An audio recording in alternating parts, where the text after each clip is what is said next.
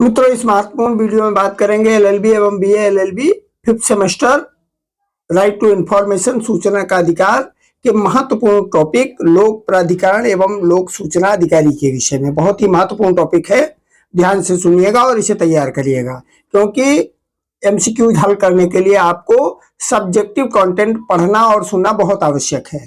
आइए देखते हैं आरटीआई अधिनियम की धारा 2H के अनुसार। आरटीआई अधिनियम जो है उसकी धारा 2H के अनुसार पब्लिक अथॉरिटी का अर्थ है कि किसी भी प्राधिकरण या निकाय या स्व सरकार की संस्था स्थापित या गठित। आरटीआई अधिनियम की धारा 2H के अनुसार जो पब्लिक अथॉरिटी है, इसका अर्थ हमने बताया है कि किसी भी प्राधिकरण या निकाय या स्व सरकार की संस्था या गवर्नमेंट द्वारा गठित संस्था।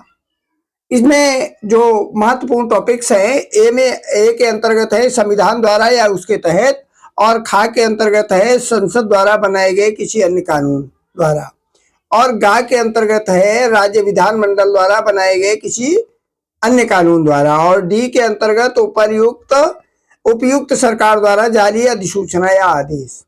सार्वजनिक प्राधिकरण की परिभाषा में सरकारी और गैर सरकारी संगठनों द्वारा स्वामित्व, नियंत्रित या पर्याप्त रूप से वित्त पोषित निकाय या उपयुक्त सरकार द्वारा प्रदान किए गए धन द्वारा प्रत्यक्ष या अप्रत्यक्ष रूप से वित्त पोषित शामिल है।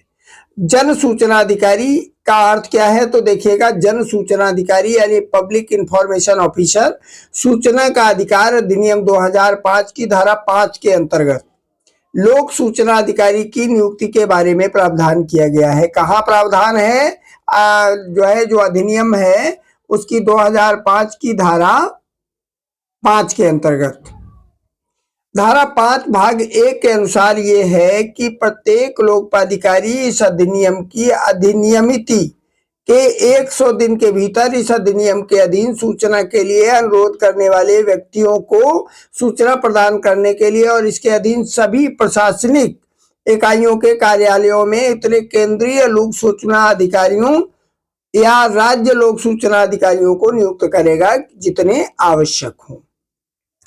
इस प्रकार इस अधिनियम के सफल और प्रभावी क्रियान्वयन में सबसे महत्वपूर्ण अधिकारी लोक सूचना अधिकारी यानी पब्लिक इंफॉर्मेशन ऑफिसर होता है।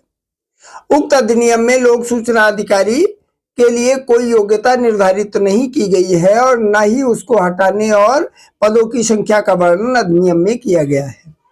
आवेदन प्राप्त करने से लेकर अपील तक सभी अवस्थाओं में उसकी केंद्रीय भूमिका होती है। अधिनियम के अंतर्गत उसमें न्यायप्रिय, प्रगतिशील, सहयोगी, समन्वयक और शिष्ट अधिकारी होने की आशा की गई है। उसमें त्वरित और तर्कपूर्ण निर्णय लेने की क्षमता भी होनी चाहिए। वह आवेदन अपील अधिकारी, सूचना आयोग और प्राधिकरण के मुख्य अधिकारी के मध्य संपर्ककर्ता की भूमिका भी निभाता है। यद्यपि यह अधिनियम भी ये व्यवस्था करता है कि सूचना से संबंधित जिस भी अधिकारी की सहायता ली जाती है वो सूचना अधिकारी के रूप में कार्य करता है और धाराओं के उल्लंघन के लिए सजा पाने का हकदार भी होता है। सहायक लोक सूचना अधिकारी क्या होता है? सहायक लोक सूचना अधिकारी आम नागरिकों को सूचना के अधिकार के प्रयोग करने और सुदूर कार्यालय में न जाना पड़े, इसके लिए अधिनियम में सहायक केंद्रीय लोक सूचना अधिकारी एवं सहायक राज्य लोक सूचना अधिकारियों की नियुक्ति की व्यवस्था है।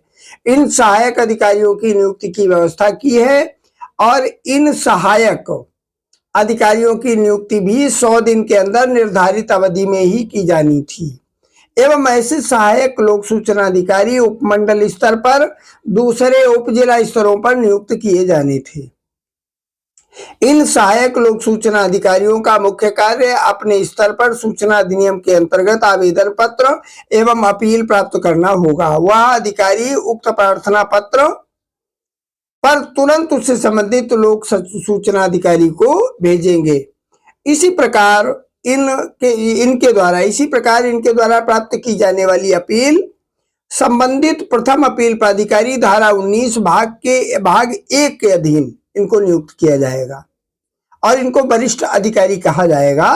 तो इस वरिष्ठ अधिकारी का केंद्रीय सूचना आयोग या राज्य सूचना आयोग इन वरिष्ठ अधिकारियों को केंद्रीय सूचना आयोग और राज्य सूचना आयोग के द्वारा जो है संप्रेषित की जाएंगी, भेजी जाएंगी अपीलें।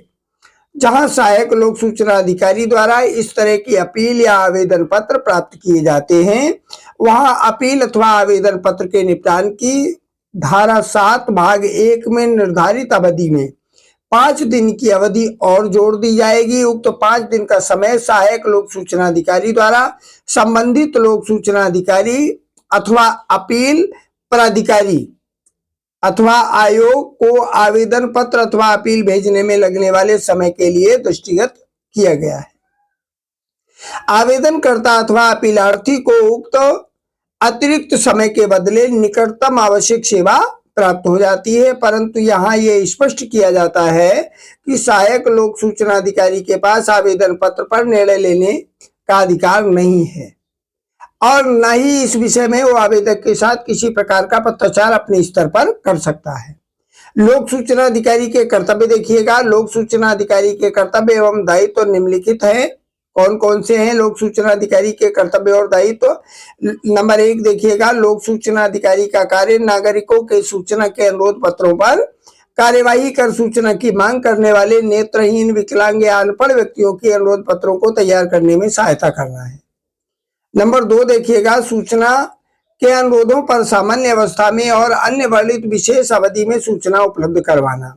नंबर 3 देखिएगा, यदि मांगी गई सूचना अधिनियम की धारा 8, 9, 10 और 24 में बड़ी छूट के दायरे में आती हो तो अनुरोधकर्ता को लिखित रूप में वांछित सूचना न दे सकने के कारण बताते हुए यह भी सूचित करना कि वे चाहे तो सूचना न देने के निर्णय के विरुद्ध उच्च अधिकारी के पास अपील कर सकते हैं।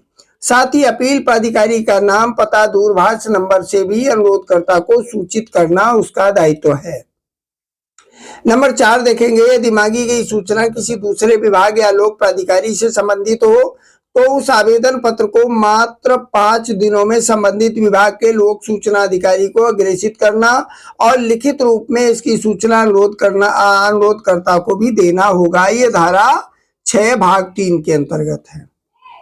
नंबर 5 देखेंगे, वह आवेदन देने वालों के आवेदन पत्रों को निपटाता है तथा जहां आवेदन लिखित रूप में नहीं दिया जा सकता है, इसको लिखित रूप में देने के लिए आवश्यक सहायता प्रदान करता है। वह अपने कर्तव्यों को सही ढंग से निभाने के लिए किसी दूसरे अधिकारी की सहायता भी ले सकता है। यदि वो निश्चित अवधि के भीतर आवेदन पर निर्णय नहीं लेता है तो इस आवेदन को इनकार किया गया माना जाएगा।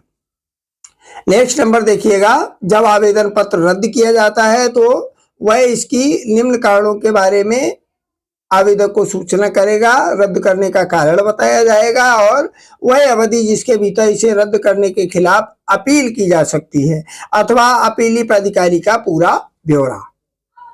चैनल को सब्सक्राइब कर लीजिएगा। साथ ही प्लेलिस्ट में जाकर के आप बहुत सारे एमसीक्यूज एलएलबी के समस्त सेमेस्टर्स के लिए देख सकते हैं। वीडियो पूरा सुनने के लिए बहुत बहुत धन्यवाद। जय हिंद।